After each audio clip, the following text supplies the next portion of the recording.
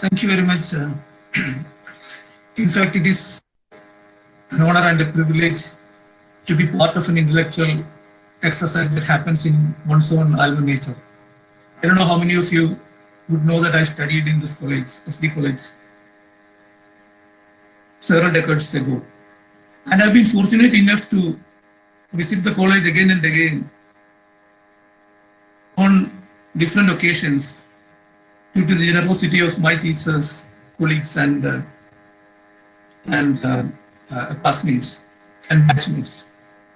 One of the occasions I remember very vividly is that when I came to deliver Professor Rajarshekaran Nair Memorial Lecture a few years ago. And then again, I think I had to be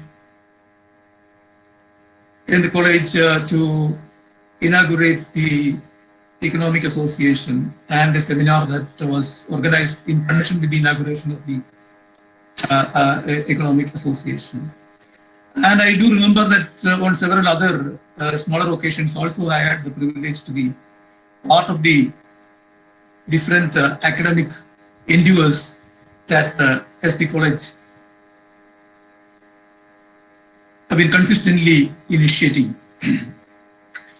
In that sense, I'm really happy that when the whole academia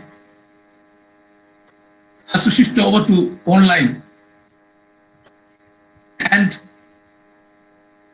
organize programs that are compatible with the crisis of our times, I can still be part of such endeavors that my alma mater brings in. So in that sense, first of all, let me thank the organizers of this webinar series, Department of English, particularly its head Lina Pai and also Dr. Bindu, for inviting me to be part of this series, which has been interestingly titled as Web of Wisdom. And for providing me an opportunity to share some of my thoughts on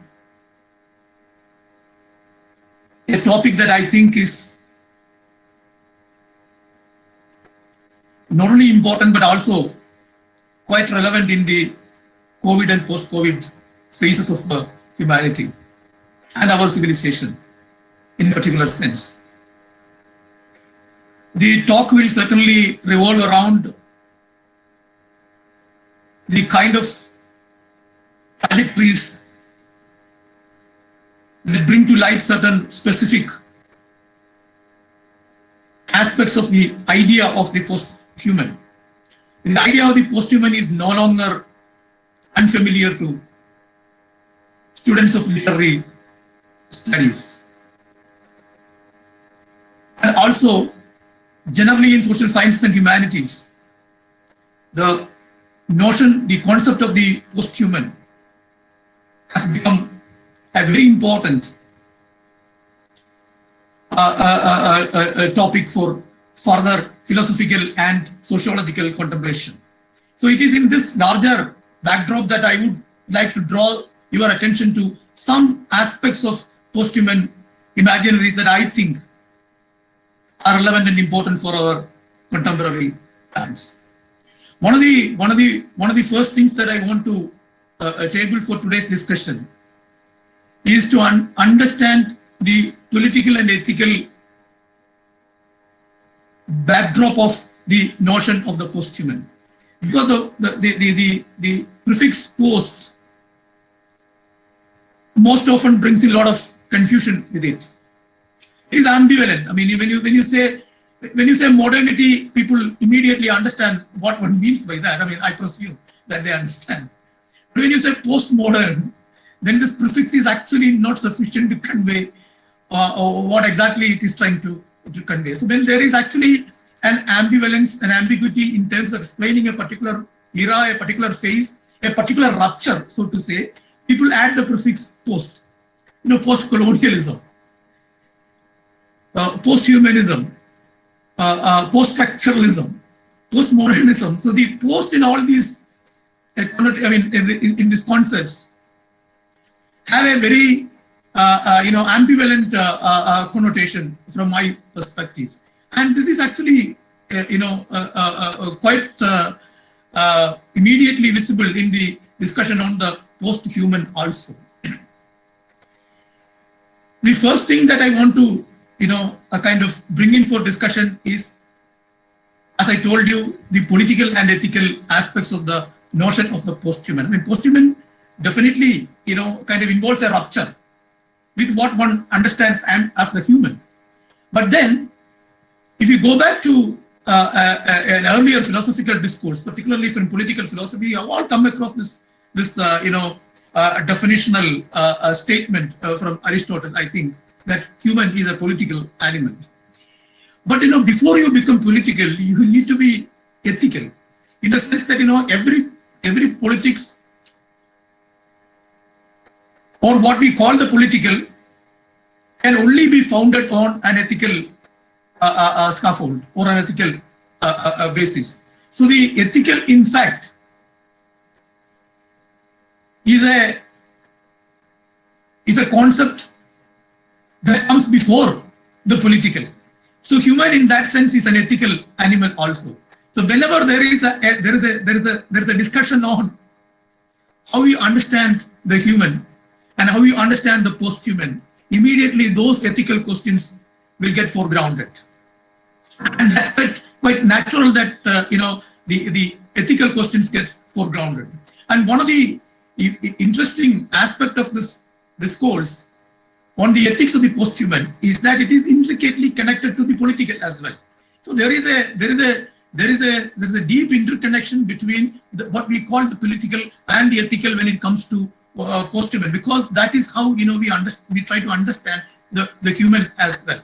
So this rupture or this transition or transformation, I mean, in whatever way you can actually think of it, I mean, you can see it as a rupture, you can see it as a very gradual, kind of transformation, or you can, see this as a continuum from the human to something else. In whichever way you look at it, there is a need for a contemplation about, a deep meditation about the ethical and political foundations of this transformation. So one of the things that attracted my attention was the immediate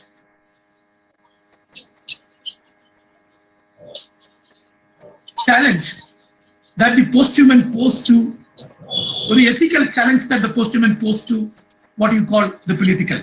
And I would like to, kind of elucidate this point in the initial phase of my discussion.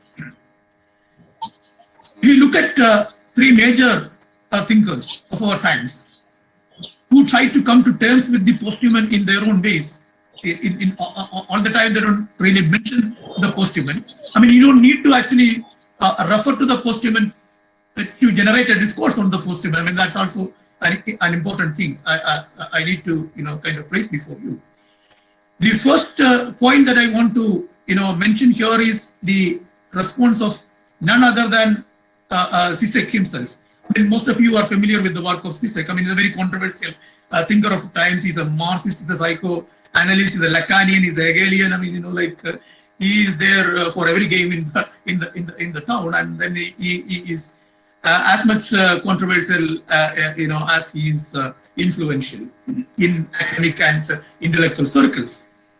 So here, one of the concerns that he raised, one of the early concerns I would say he raised about the post-human, although he is not directly mentioning to the post-human, he is the technognostic dreams.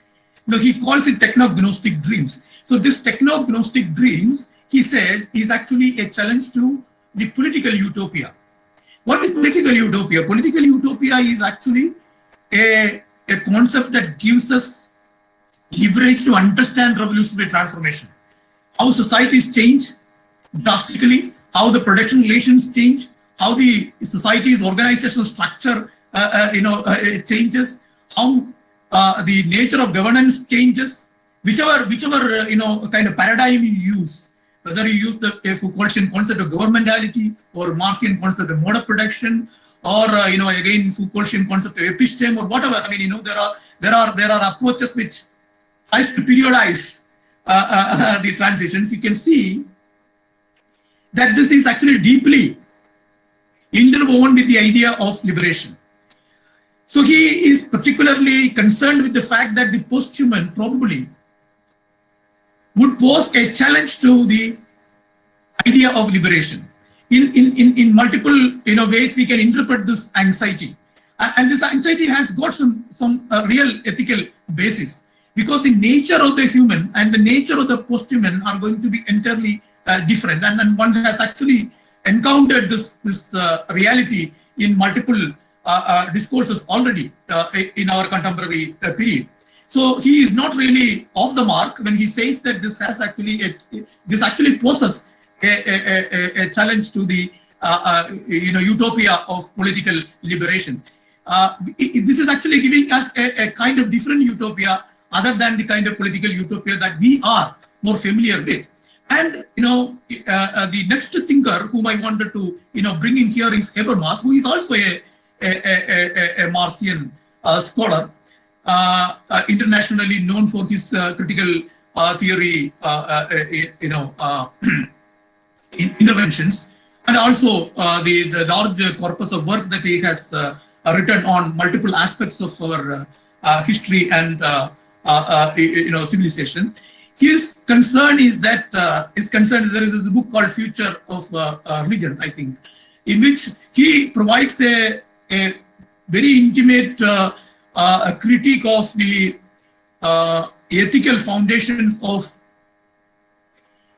our biotechnology research, wherein like one actually sees that this new phase, one of the interesting thing about our new new era of technological change is that it has brought together the digital and the biotechnological research together.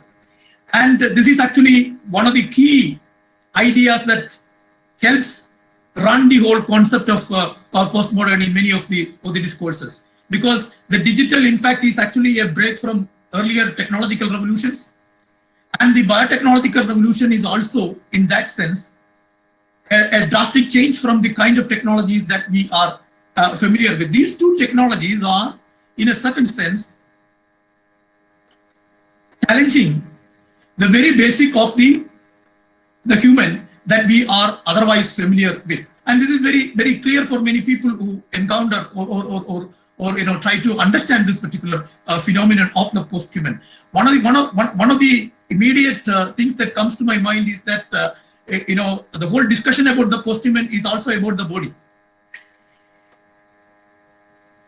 In a variety of senses, it is actually trying to change, as in the introductory remarks, as Professor Krishnan Namboothiri mentioned, the change from this organic to the artificial, so to say, has created this deep impression that this is about something that we are not actually familiar in our life otherwise. So the coming together of the biotechnological research and the digital technologies has created a major challenge, and you can see that this is particularly important. I mean, the DNA research and the genetic engineering on the one hand, and then the emergence of unprecedented types of innovations in the digital domain. When you combine these two things together, I mean, the future is of immense possibilities and potential. But the future, when we say that about the future potential and possibilities, whom are we actually talking about? I mean, there is actually a system which governs the technological regime that we are talking about. I mean, this technological regime is not an innocent ahistorical abstraction. It is deeply rooted in our everyday existence, in our everyday politics, in other words, in the economic order, in the global economic order within which we all survive. So it's not outside of this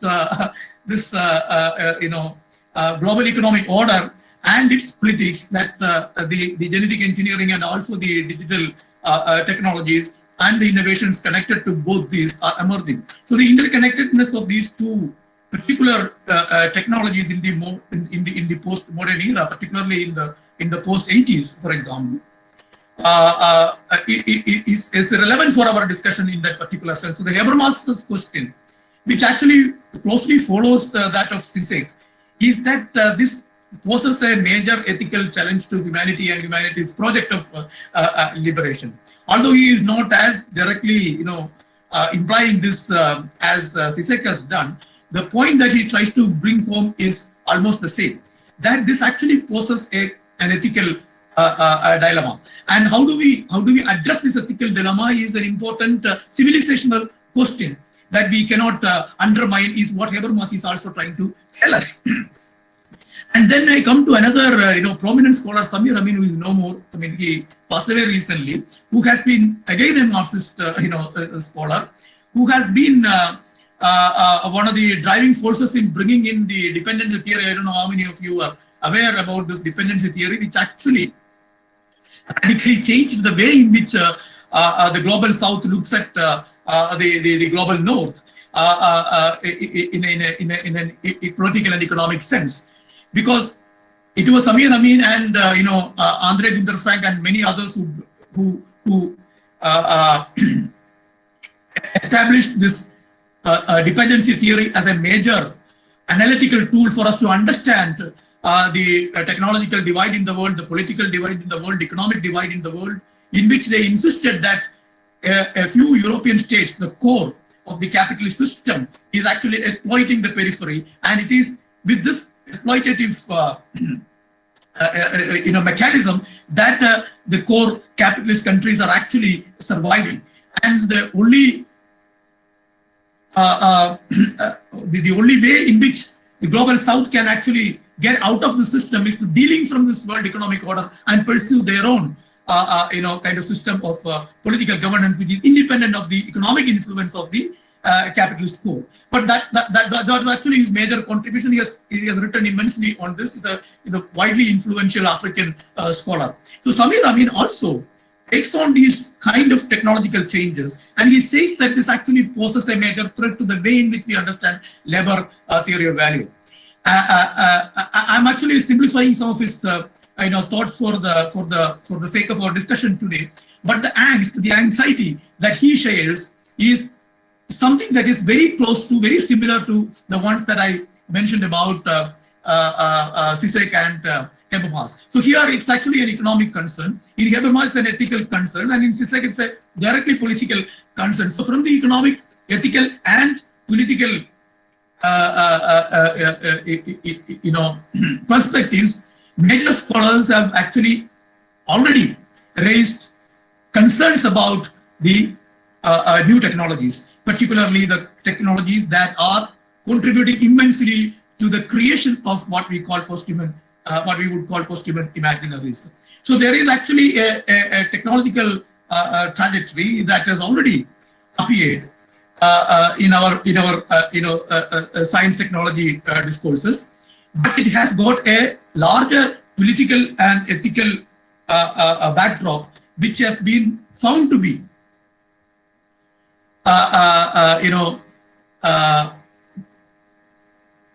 found to be immensely damaging the larger politics of liberation and the politics of utopia, because on all these three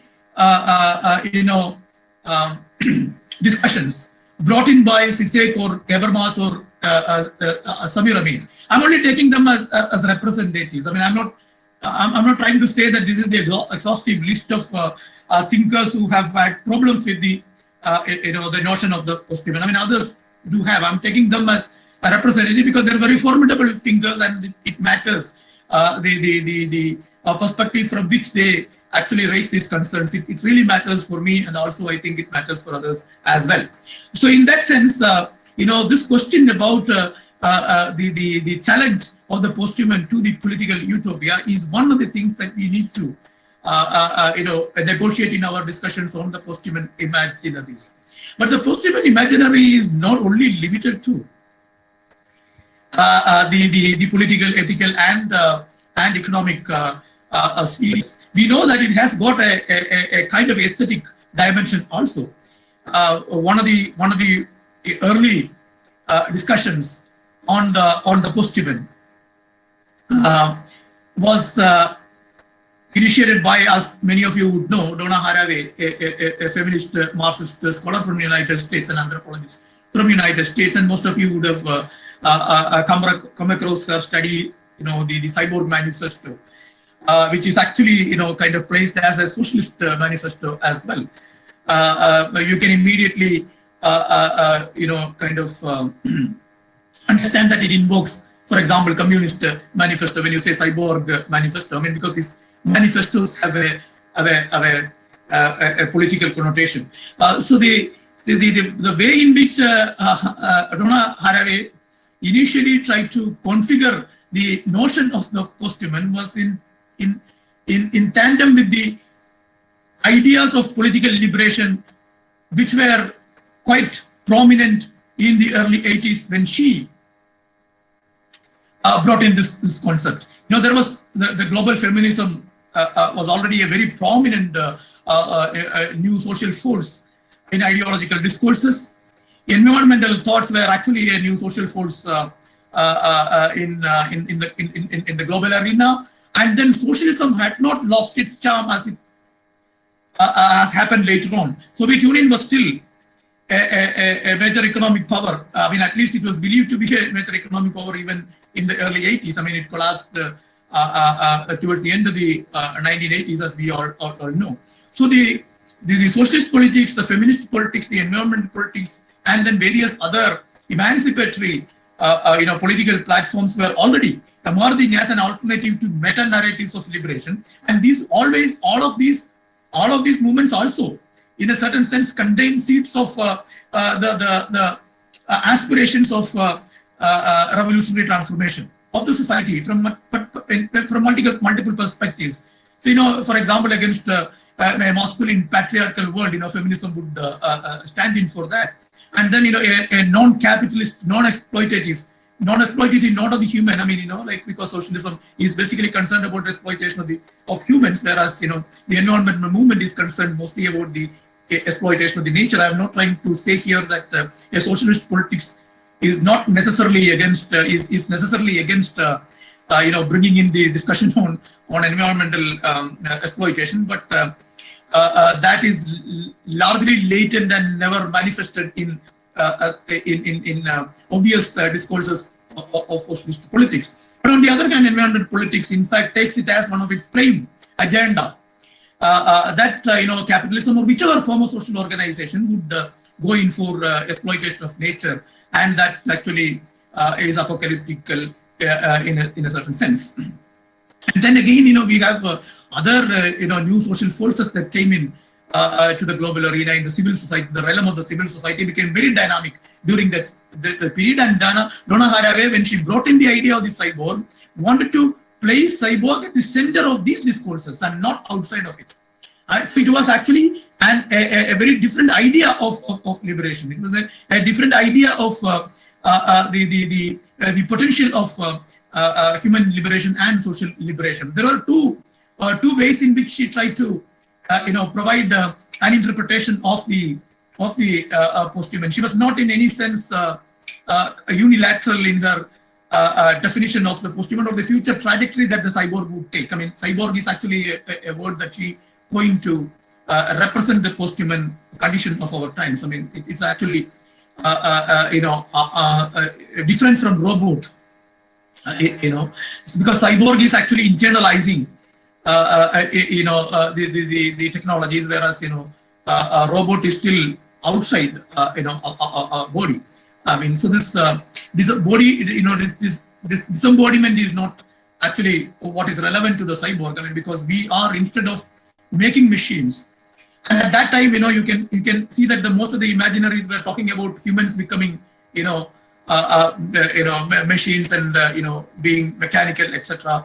They're seen as very derogatory in a particular period of time. Here, what happens is that instead of making a gadget which is similar to humans, that is a robot, the humans are actually becoming machines. I mean, in a certain sense, the chips that you implant in your body, the other kind of facilities that you can attach to your body, amplifies the abilities, capabilities of the body, and makes the body more energy efficient in terms of surviving in the new universe. So one of the possibilities that she pointed out was that there is actually a good promising future for the cyborg. I mean, we as cyborg, for example, gender will not be very important in the era of the cyborg, and both animals and machines would get a kind of equal treatment that they deserve in this new cultural, culturally hybrid, global scenario. This was actually one of the pointers that she had put. I understand the cyborg, but the other one was actually much more scary than this. The point that she wanted to highlight with respect to the cyborg from the cynical perspective is that it actually leads to deepen and darken the masculine patriarchy, and will also proceed to a future where the masculine orgies of Star Wars will get more recognition and acceptance. So the two directions in which the cyborg would have moved, the post-human would have moved, are already charted by Donna Haraway in the early 80s itself, when she said that these are the two possibilities. I mean, you kind of move into a masculine orgy of Star Wars apocalypse on the one hand, or you move to a more rational survival of the human as part of the nature, as part of the machines, and as part of the animal kingdom. So here, Brotigan, for example, who was the poet in residence in Californian Technological Institute, wrote a poem, in which he visualized the coexistence of the machines and the humans along with animals. I mean, this is actually one of the anthropological trajectories that the social imaginary of the post-human had evoked at the very beginning. That there can be a synchronization of the interests of machines, humans, and animals, and there are several other theoretical approaches also which try to highlight this particular dimension. I'm not going into the details of all those in this short discussion. But what I want to point out here is that this imaginary of the post-human has actually been already there in our aesthetic domain also. When Donna Haraway was actually able to point out precisely that the boundary between social reality and science fiction is an optical illusion. I mean, I'm actually quoting her. I'm not paraphrasing her. I'm actually quoting her when I say that she said the boundary between social reality and science fiction, not science. Science fiction is an optical illusion. I mean, it's no longer there. I mean, that boundary is completely transcended. We have overcome that boundary. I mean, so there was actually, the post-human actually poses a challenge to science fiction in that sense. You know that, the history of science fiction as literary students. I mean, one can have one's own genealogy of science fiction. I don't want to get into that debate here today. But you know that, Mary Shelley's Frankenstein, for example, is actually a post-human figure, which is loaded with ethical, kind of ambiguities about how humanity can negotiate science in future. And in 19th century also, there were several, fictional imaginaries of the post-human. I mean, why we can actually in retrospect call them post-human is that there is this anxiety, this angst about how human become helpless, against the unlimited potential of technological capabilities that humanity itself can unleash. And also, in the context of the development of space science, the imaginary of the aliens having, kind of encounter with the humans, and the humans having to encounter the aliens became a major kind of topic for science fiction. You know that this is a widely, kind of frequent visitation of science fiction writers. But what is important here is that, like this science fiction, I mean, you can have any definition of the science fiction, but the one that I would always try to, kind of visualize is this. Science fiction is not about future. I mean, it is not about future. It's about our contemporary times. If you look at the, concerns about the governance of the globe, I mean, of the universe. Or if you look at the ways in which private capital is appropriating a particular kinds of technologies for its own, self-interest. There is this concern. I mean, James Bond movies, for example, or other kinds of science fiction, which actually foregrounds this ethical question before any other, an aspect, any other aesthetic aspect. So there is actually a utopian strand in science fiction studies, but that utopian strand is actually deeply connected to the reality of our times, how we are going to be governed, and what kind of social structure would evolve in future. And also there is a spiritual dimension into it. I'm sure that many of you are aware of Space Odyssey, 2001 Space Odyssey, I think, Kubrick's famous film. It is based on a novel by Arthur C.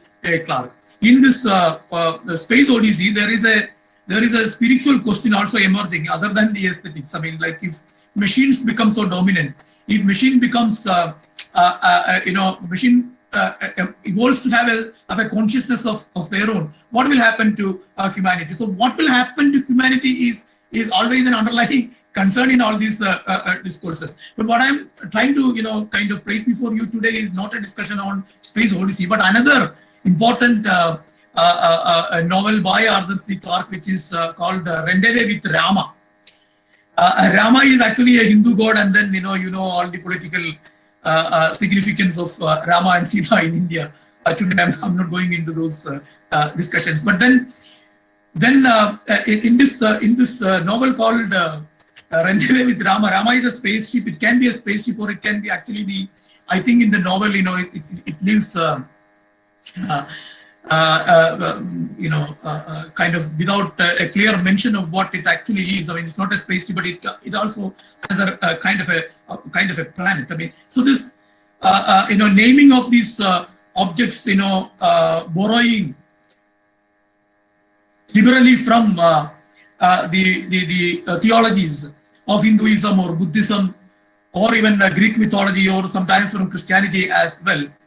Science fiction also brought in this whole spiritual dimension of the posthuman into the discussion. I mean, the what is it called, that Matrix series, for example. I mean, where all these machines are named after certain Upanishad concepts and also Hindu mythological concepts. I mean, this becomes very convenient for them to actually, this becomes very convenient for them to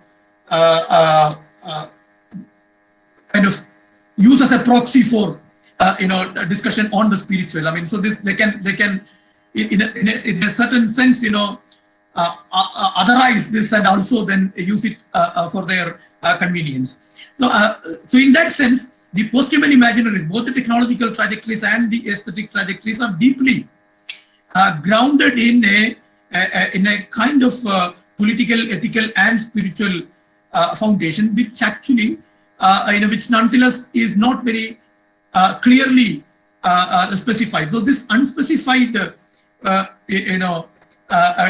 realm of the ethical, the unspecified realm of the spiritual, and the unspecified realm of the political come together in a discussion of the posthuman in a very interesting manner. So that was one of the things that I wanted to place before you for discussion. I mean, how is it that we are again in our discussions bringing in these three larger questions? I mean, the spiritual question, the ethical question, and the political question, to reflect upon the posthuman.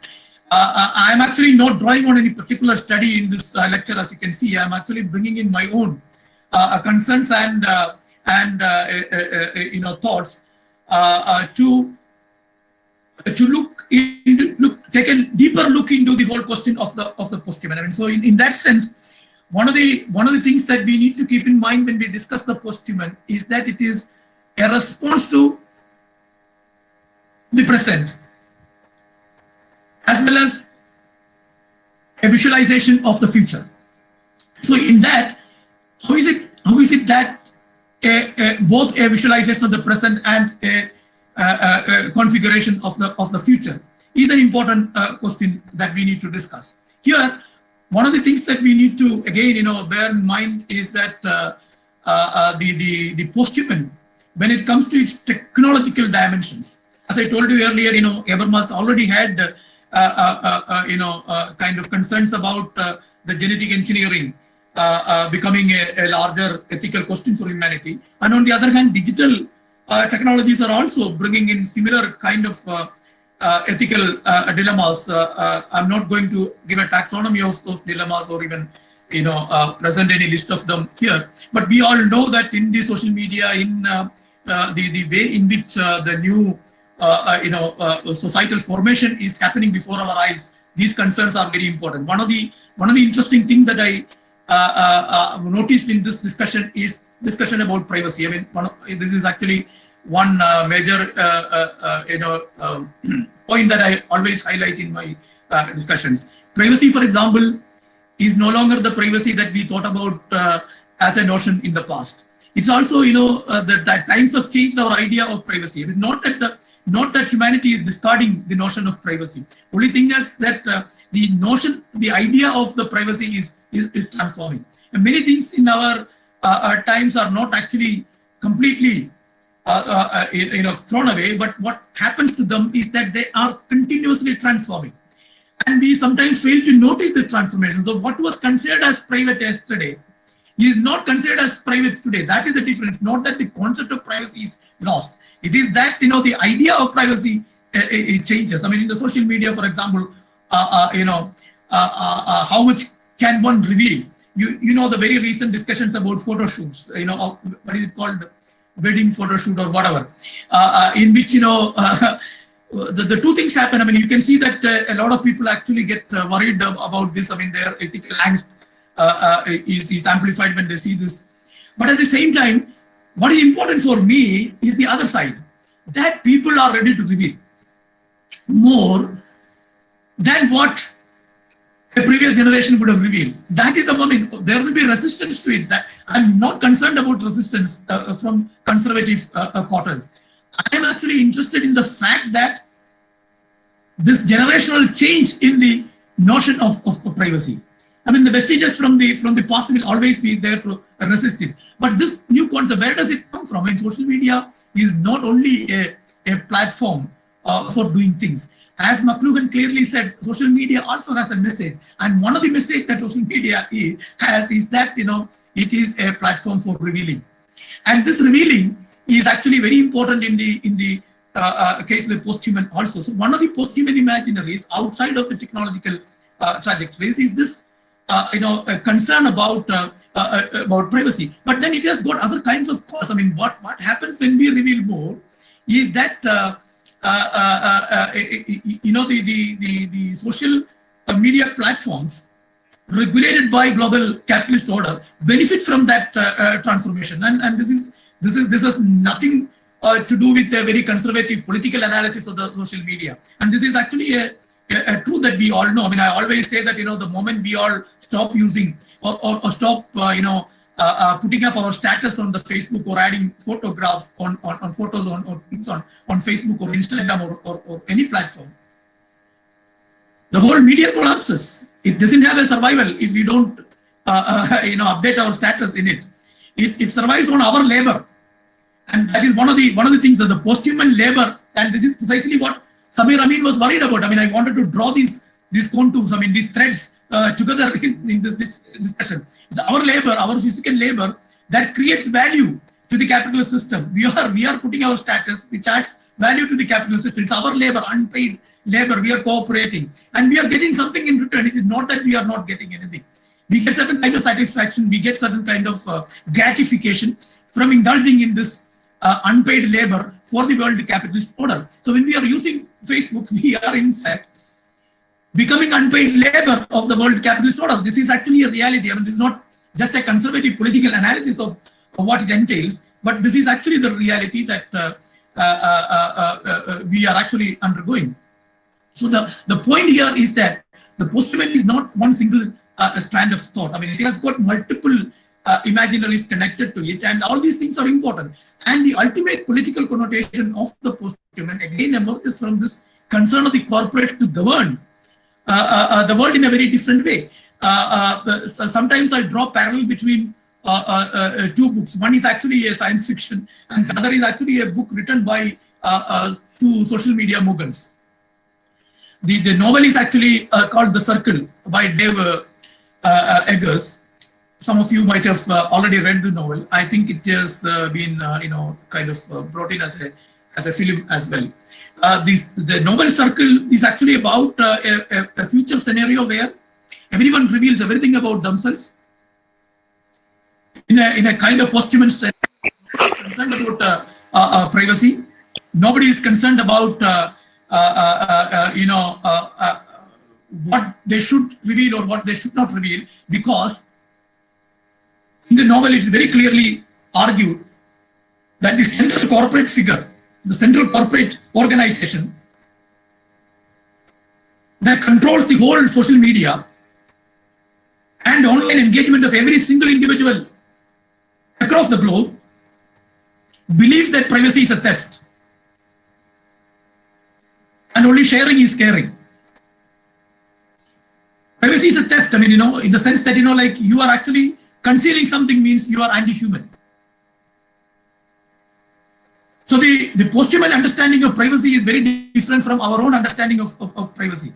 And this corporate control, why I draw a parallel between this book and the other book, which is actually written by Cohen and Smith, two people from the Google, about the future of social media. They say, and both the books, The Circle and this particular book, was written in the same year, 2013, contains the same argument that one corporate giant should control all the online activities. In the book by Smith and Cohen, they visualize a future where they don't say that it could be Google or Facebook or Apple or Google. But what they are trying to say is that in future, it benefits everyone if a corporate giant is going to control all online activities. You have one password and one ID to enter. And if you want to vote, if you want to get your utilities done, if you want to get your shopping done, your banking done, your education done, all can be done with one single ID and password. But that ID and password has to be connected to a living individual. Whether it's a cyborg or a human, it doesn't matter. It has to be connected to a singular. The concern of Facebook with fake IDs, because fake IDs mean nothing to them. Ultimately, a fake ID cannot be connected to any particular individual's taste and habits, which actually is what they are seeking out. So the question of the future governance of humanity is deeply linked to the technological trajectories that are made possible by genetic engineering, digital technologies, and in that sense, the notion of the posthuman. So the posthuman, in fact, has emerged as a kind of fictional, and later as a kind of sociological notion. But now it is actually a ethico-political concept that we need to deal with in our own times. Posthuman is no longer about the future. I mean, we are already posthuman in many senses of this particular term. Not only in a very technological sense, but in an aesthetic sense, in a political sense, in an ethical sense, we are increasingly becoming posthuman. I mean, this is actually the whole important significance of this discussion on the posthuman. And at the same time, there is also this larger concern that the posthuman again is actually a kind of a phenomenon that is confined to the core capitalist societies. That is where actually the focus is going to be. Many of the technologies still are not made available for the global south. So the technological divide about which time and again we get concerned, the digital divide about which we get concerned, are also manifested in the discussion on the posthuman also. So this may not appear as an imminent immediate possibility for the global south, but at the same time, we live in a capitalist order where its influence is deeply going into even the quiescent areas of the globe and quiescent areas in terms of capitalist dynamics. There are kind of tribal area. There are villages which are relatively free of direct capitalist intervention, but at the same time they are also experiencing. They are also influenced by this tremendous developments that are happening. And one of the things, before I close my discussion on the post-event, one of the things that I want to bring to our discussion is, again, where does it lead to, in terms of the political utopia that we are concerned about.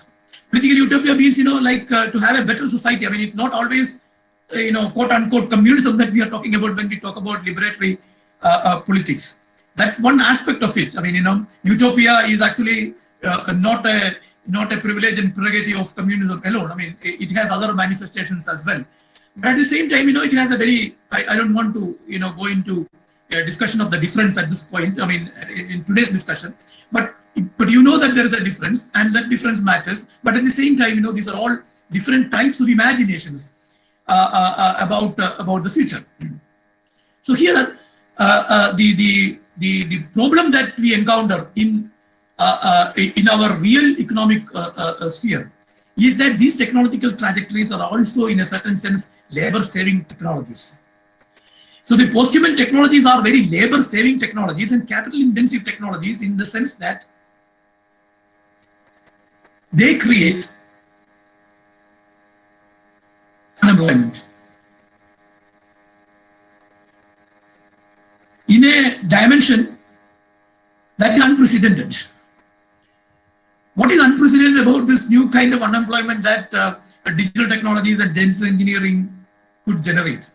The difference is this: earlier, when there is a technological revolution, there is displacement of labor also. It's not the Archimedes principle of displacement, but there is it's not an equal displacement. But there are displacement of labor happening across the globe. Macro dislocations happen when technological changes emerge. But then those technologies will also create employment in other domains, so that it will be balanced in course of time. And this has been one of the arguments in favor of technological change. That, of course, it makes several people unemployed at a particular point of time, but that is unavoidable. In future, many of them will be kind of brought back into the labor force, and it will create employment in other domains. But you can see that, and then capitalism as a system was not actually worried about this earlier. They used to, kind of brush aside concerns of trade unions and political parties about the unemployment that is created by technological change. But now the capitalist countries are really worried about the kind of unemployment that technological changes, which they call as fourth industrial revolution, is creating across the world. What is fourth industrial revolution? Fourth industrial revolution is actually the post-human technologies, the kind of technologies that either make humans machines, or actually make machines which can actually do services that humans are capable of doing. United States, European Union, everybody has come out with reports which says that, which argue that the new technological revolution is creating unemployment in an unprecedented scale, wherein this macroeconomic dislocation is not compensated by creation of jobs anywhere else in the global economy. Which means that these people who are displaced will remain unemployed, and in future, the unemployed labor force, the unemployed in the labor force will be of a much huger size. Their only answer is, to this, is that this is unavoidable. But then, one of the questions that nudges us to discuss this issue is the recurrence of economic crisis in the post-2000 period. 4 or more economic crises have happened in the global economy post 2000. Many of them are actually driven by these technological changes and resultant unemployment. I'm not going deeper into the economic aspects of the trade cycles, but you all know that when there is unemployment, it will create a problem in the domain of consumption. People will consume less. When you consume less, you produce less. When you produce less, there will be lesser number of people required to produce them, which means that it will create further unemployment. This is how trade cycles function. And the post-human technologies are in fact triggering off these economic cycles much more frequently than it used to be in the 20th century and in the 19th century, and this is going to stay, for sure. So there are multiple strands. I mean, like as I was trying to tell you today, I mean, the ethical strands are there, the political strands are there, the economic strands are there, the aesthetic strands are there, the spiritual strands are there, which actually provide us a more comprehensive understanding of the post-human. I mean, so it is not about any narrow, rupture that is visible only in some particular domain. It is actually an all-encompassing phenomenon that we are, encountering at present. And there is one more important point that I want to, bring in for today's discussion, which is actually about a more optimistic appraisal of the idea of the post-human. I mean, of course, the post-human is seen as a welcome, kind of figure by many. I mean, in contemporary times. I bring in the example of Stelarc. I mean, whom I discuss in most of my kind of talks, and also when I write. Stelarc is an Australian dancer who is overly enthusiastic about the potential of the post-human. I mean, the potential of the human body when it evolves out of the earlier constraints by kind of adapting to the post-human conditions. I mean, he talks about a third ear, which helps you to listen to voices from afar, or a third or a fourth hand that you can use and attach to your body. You can have a synthetic skin instead of this skin that would, degenerate, and you can have a more energy efficient, efficient body. And this actually is cutting deeper into our, kind of Platonic binaries and Cartesian crisis, and also, and this is more important than even undermining the Platonic binaries and Cartesian crisis. This also pushes us out of the body-mind paradigm. Even a Freudian psychoanalysis is trying to interpret and explain. So the hermeneutics of the post-human, contains within itself these different dimensions, ranging from the political to the aesthetic, including, as I told you earlier, the aesthetics, the spiritual, the technological, the economic, and ethical dimensions. So what is important here is that the post-human imaginaries, whether it is the science fiction variety or the technological stuff, what it all entails is that we are actually entering into a new phase of self-understanding as humans, and this self-understanding of the human is a mark of our post-human times. It is in this larger backdrop that we ought to place the question of the post-human for further discussions. The importance is this: whether it is actually the aesthetic question, or the ethical question, or the political question, it is actually something that is negotiated, mediated globally, and nation states have to fall in line with this sooner or later. So it is not something that we can be outside and see that this does not actually pertain us. There is a very interesting moment in the novel that I mentioned earlier, The Circle. There is one person who resists this, and this person is actually stoned down by people. I mean, look at the primordial way in which humans behave as post-humans, and that is actually the philosophical question. Recently, I'll conclude my discussion bringing in yet another dimension to this discussion. I don't know how many of you are familiar with Cacciari, who is an Italian philosopher. In the post-Agamben period, a very famous Italian philosopher who wrote books like Withholding Power, The Unpolitical, Europe and Empire, and many similar significant works of our times. He is not a kind of academic alone. I mean, he's a politician as well. He has been mayor of Venice for 3 times, but he writes philosophical treatises. He writes on Nietzsche, Schopenhauer, Hegel, Kant, Marx, Gramsci, and others, and their philosophically well-grounded work that he produces. In one of the interviews, Cacciari,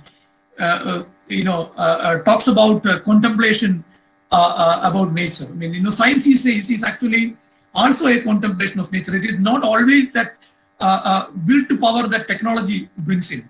Science can actually be, so science for him is like a religion in that sense. I mean, because it kind of inspires us to contemplate about nature. So then he says that what is this contemplation about nature? I mean, which has absolutely no immediacy, because technology is about kind of the immediacies. I mean, we want to change something, you have to innovate, you have to invent, and things like that. But science, on the other hand, he says is speculative. He says that like if you are thinking about creating a 500 million kilometer road, that would take you to the end of the universe. I mean, you can see how the whole universe began. I mean, this is actually a kind of contemplation of nature. I mean, this is nothing utilitarian about it in an immediate sense.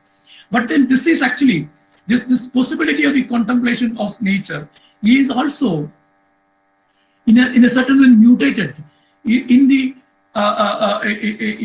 discourse on the post-human imaginaries. We are no longer in that particular sense going to contemplate about nature. I mean, from a science's point of view, I mean, we are more into the technological trajectories and the will to power. We are not able to, he says, get out of this whole question of will to power. So throwing away the will to power and the technological implications of that is not very easy for the humans, and that brings in the importance of the post-human as an ethical and political category, but at the same time, very, very ambivalent about its kind of spiritual and aesthetic dimensions. I hope I think I will stop here, and then if there are further discussions, we'll try to elaborate some of the other points.